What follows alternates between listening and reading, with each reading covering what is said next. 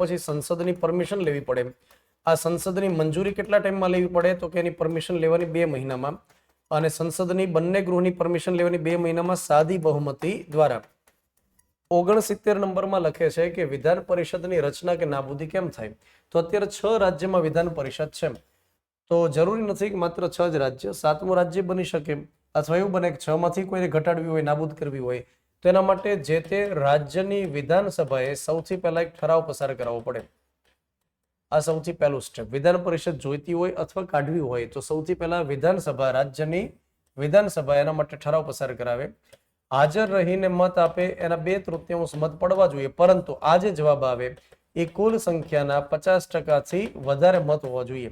તો હાજર રહીને મત આપે એના 2/3, પરંતુ તે કુલ સંખ્યાના 50%થી વધારે થાય, આવી બહુમતી સાથે ઠરાવ પસાર થાય, સંસદને મોકલે. સંસદના બંને ગૃહમાંથી સાદી બહુમતી સાથે નિર્ણય થાય અને સૌથી છેલ્લે રાષ્ટ્રપતિ મંજૂરી આપે તો વાજતે ગાજતે વિધાન પરિષદ હોય તો જતી રહે, અને જો ન હોય તો વળી પાછી બને.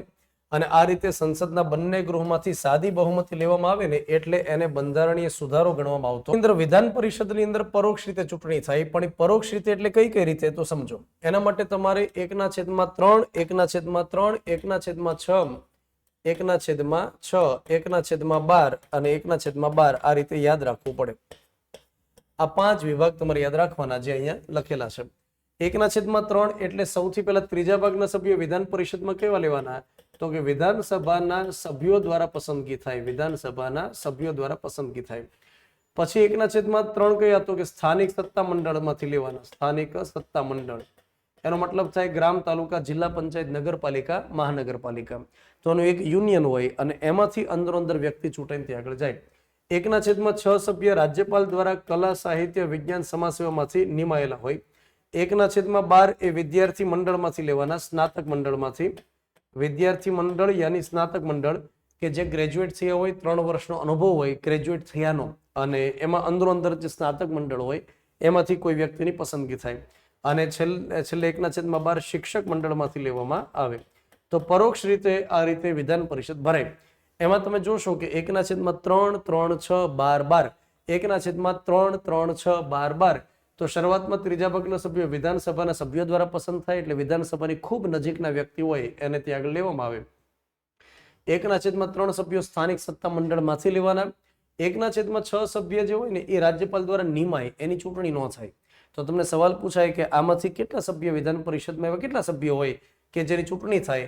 તો ચૂંટણીમાં આ 1/3, આ 1/3, 1/12 ને 1/12 આવે, આની નિમણૂક થાય તો એને તમે બાદ કરી દો, તો 5/6 સભ્ય એવા આવે કે જેની ચૂંટણી કરવામાં આવે. 262 નંબર એ મોસ્ટ આઈએમપી મુદ્દો રહેલો છે, જેમાં લખે છે કે આંતરરાજ્ય જળ વિવાદ હોય, નદીના ખીણના પાણીની વહેંચણીને લઈ રાજ્ય વચ્ચે વિવાદ હોય, તો એ સુપ્રીમ કોર્ટના અધિકાર ક્ષેત્રમાં નહીં આવે, કોઈ અદાલતના અધિકાર ક્ષેત્રમાં નહીં આવે, પરંતુ એના માટે સંસદ કાયદો બનાવી ટ્રિબ્યુનલની રચના કરી શકશે. ઉધારેલા ખર્ચ દેખાડવામાં આવશે.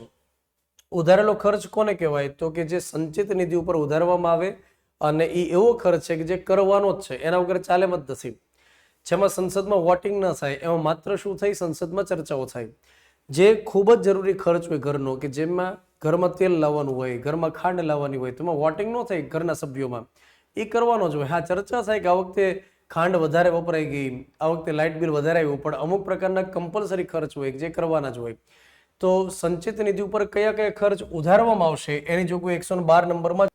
અચ્છા, મંત્રી પરિષદમાં કેટલા વ્યક્તિ હોઈ શકે? તો ઓછામાં ઓછા 12 જેટલા હોઈ શકે, મતલબ ઓછામાં ઓછા રાખવાના જ, અને વધુ વિધાનસભાની સંખ્યાના 15%થી વધે નહીં તેટલા એમાં વધુ હોઈ શકે છે. કે બંને ગૃહની જ્યારે સંયુક્ત બેઠક બોલાવવામાં આવે ત્યારે લોકસભાના અધ્યક્ષ એની અધ્યક્ષતા કરે, અને એ જો ગેરહાજર હોય તો જે નિયમ બનાવ્યો હોય એ મુજબ અન્ય કોઈ વ્યક્તિ અધ્યક્ષ સ્થાન લેશે. તો ખાસ યાદ રાખો કે સંયુક્ત બેઠકની જોગવાઈ 108માં છે, પરંતુ સંયુક્ત બેઠકની અધ્યક્ષતા કોણ કરી શકે એ જોગવાઈ 118માં લખવામાં આવેલી છે. આ બંધારણના અનુચ્છેદ ભણાવવા પાછળનો મૂળ ઉદ્દેશ જ આ છે કે જેથી કરીને પરીક્ષામાં કંઈક ટ્વિસ્ટ કર્યું હોય તો તમને ખ્યાલ આવે કે સંયુક્ત બેઠકની અધ્યક્ષતા લોકસભાના અધ્યક્ષ કરે. એ 108માં લખ્યું નથી, પાછું એ લખ્યું છે કઈ જગ્યાએ? 118માં, કે બંને ગૃહની સંયુક્ત બેઠકમાં લોકસભાના અધ્યક્ષ અથવા તેમની ગેરહાજરીમાં જે નિયમ મુજબ બીજા આવતા હોય એ લોકો અધ્યક્ષતા સંભાળશે. તો આપણને ખ્યાલ છે કે અત્યારે નિયમ તો આપણને એ તો જ્યારે ભણતા હોય ત્યારે તો સમજમાં હોય જ કે લોકસભાના અધ્યક્ષ, એ નહીં તો ઉપાધ્યક્ષ, એ નહીં તો રાજ્યસભાના ઉપસભાપતિ સંયુક્ત બેઠકની અધ્યક્ષતા વસ્તી ગણતરી કરાવવી એ કેન્દ્રની જવાબદારી છે. પણ તેમ છતાં એ જવાબદારી રાષ્ટ્રપતિ રાજ્યના અધિકારીને સોંપી શકશે. ત્યાર પછી લોકસભાની ચૂંટણી કન્ડક્ટ કરાવવી, વિધાનસભાની ચૂંટણી કરાવવી આ કેન્દ્ર સરકારની ફરજ છે. પણ તેમ છતાં રાષ્ટ્રપતિ રાજ્યને કામ, કેન્દ્ર સરકારે કાયદો બનાવે, રાજ્ય સરકાર કાયદો બનાવે અને બે વચ્ચે જો વિવાદ થાય, કોન્ટ્રોવર્સી થાય તો એ સમય દરમિયાન સંસદનો કાયદો મહાન ગણાશે.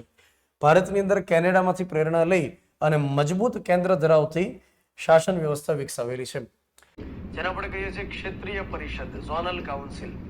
આ ક્ષેત્રીય પરિષદની રચના બંધારણીય રહેલી નથી, મતલબ કે ભારતીય બંધારણના કોઈ અનુચ્છેદમાં આ અંગેની જોગવાઈ નથી.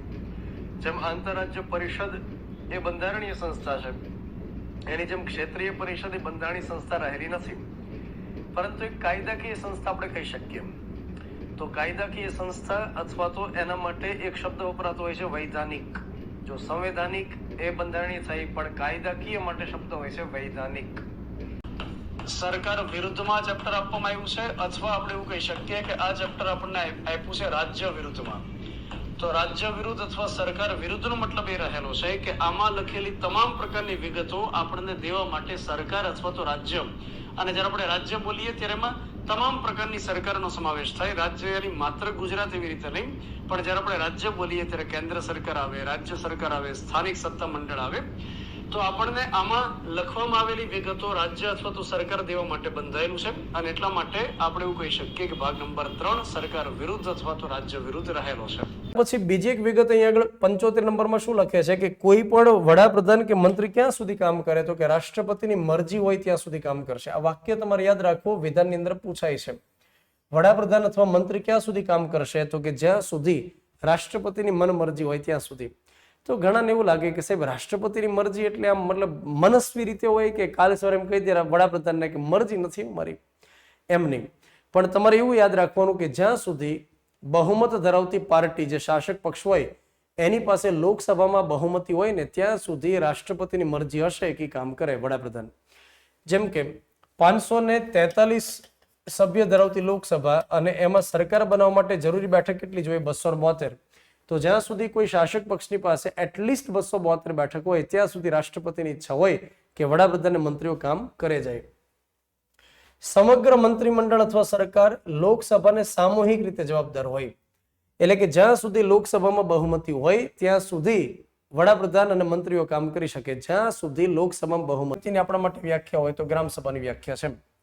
ગ્રામસભાની વ્યાખ્યા એટલે ઘણા વિદ્યાર્થી શું કરે કે ગામના લોકોથી બનેલી સભાને ગ્રામસભા કહેવાય, એવું ના હોય.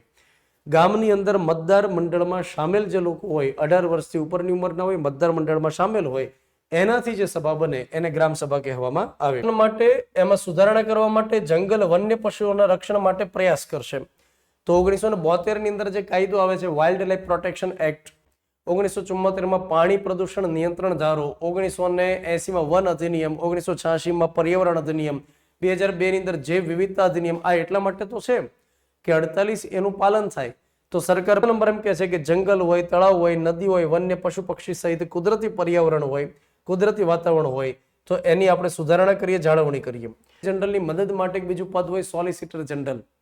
આ સોલિસિટર જનરલ કાયદાકીય પદ છે. 1987ના કાયદા મુજબ સોલિસિટર જનરલનું પદ ઊભું કર્યું.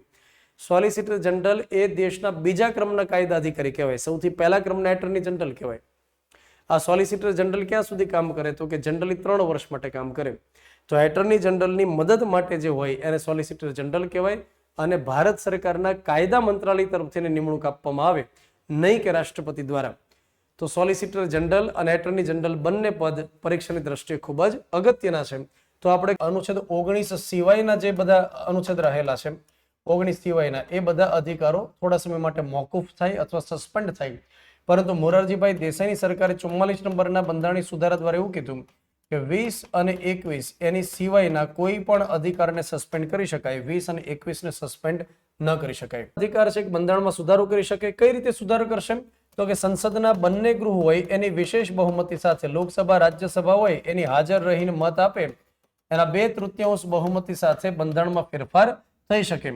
તો ગૃહની કુલ સભ્ય સંખ્યાની બહુમતી અને તે ગૃહમાં હાજર મત આપે એના ઓછામાં ઓછા 2/3 બહુમતી સાથે બિલ પસાર કરવી, બંધારણમાં સુધારો એ રીતની અરજી. આ ટોપિક પરીક્ષા લક્ષી રહેલું છે, જેમાંથી ક્વેશ્ચન્સ નીકળતા હોય છે. સૌથી પહેલા તો આપણે એ સમજીએ કે ભારતીય બંધારણમાં આ અંગેની કોઈ પણ જગ્યાએ જોગવાઈ રહેલી નથી. મતલબ એક પણ અનુચ્છેદમાં PIL સંબંધી જોગવાઈ રહેલી નથી, પરંતુ આ એક ન્યાયિક પ્રક્રિયાના ભાગરૂપે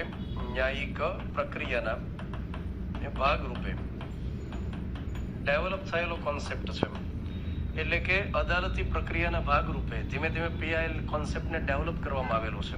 જેમાંથી ગત પોલીસ ભરતીમાં સવાલ હતો કે જ્યારે કોઈ સંસદ સભ્યને કહેવામાં આવે કે તું ગેરલાયક છો, તારું સભ્યપદ અમે કેન્સલ કરીએ છીએ, અને એ વ્યક્તિને કોઈ પ્રશ્ન ઉપસ્થિત થાય તો એને રાષ્ટ્રપતિના નિર્ણય માટે મોકલી આપવામાં આવે, અને રાષ્ટ્રપતિએ ચૂંટણી કમિશનર સાથે વિચાર વિમર્શ કરવાનો, ચૂંટણી કમિશન સાથે, અને ચૂંટણી કમિશનની સાથે અભિપ્રાય લઈ વિચાર વિમર્શ કરી અને રાષ્ટ્રપતિ અંતિમ નિર્ણય કરી શકે.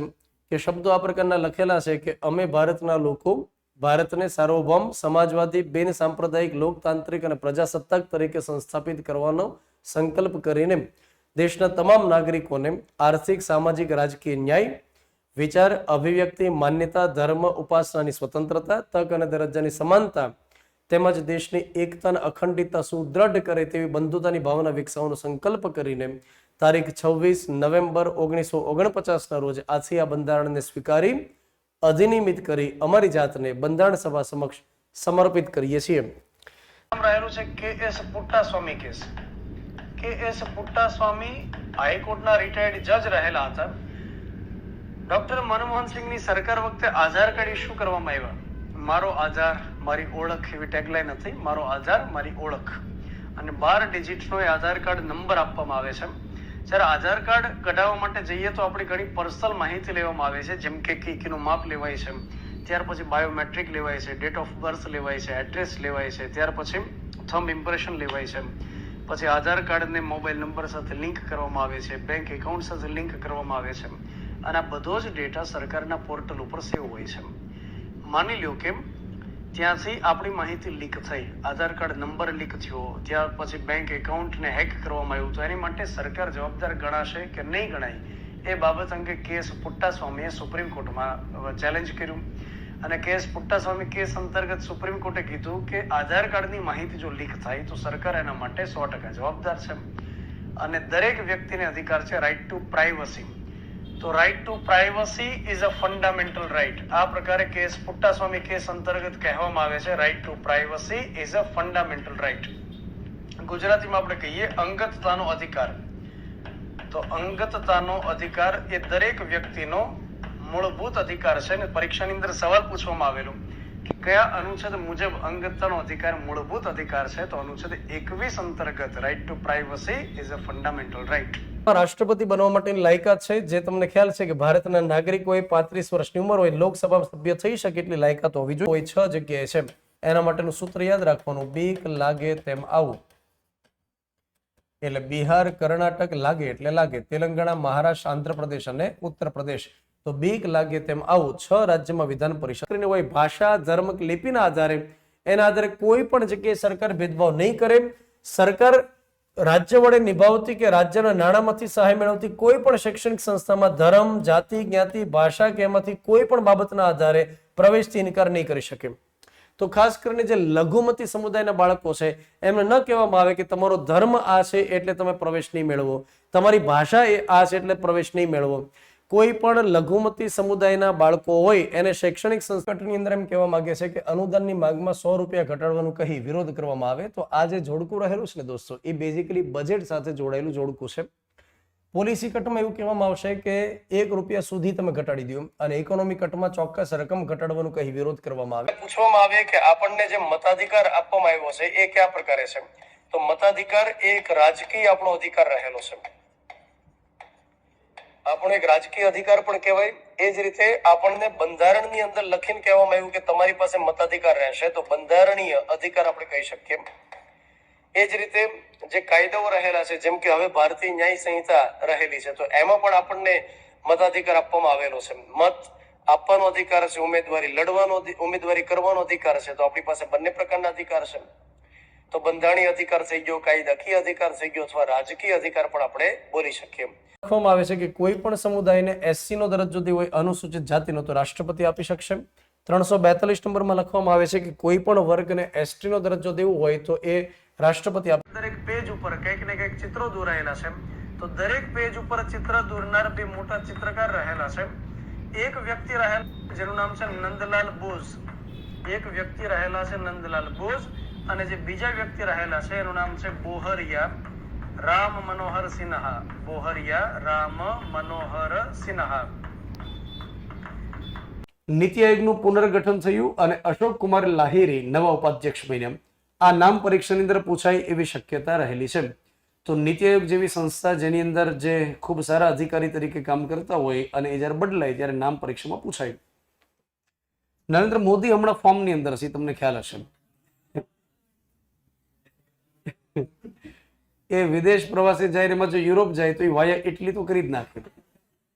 એ ગમે એમ કરીને અધિકારીઓને કહેતા હશે કે આ એક તો મને લઈ લેજો પ્લીઝ. અને આ વખતે એ ચોકલેટ દઈને આવ્યા છે. અને ચોકલેટ એ વળી પછી એવી પસંદ કરી છે કે જેમાં બેયનું નામ હોય, મેલોની અને મોદી. તો મેલોની, મોદી, મેલોડી.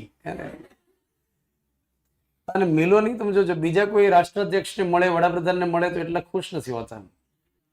ત્યારે તો પ્રેમની કોઈ ઉંમર નથી એનું ઉદાહરણ છે આપણે.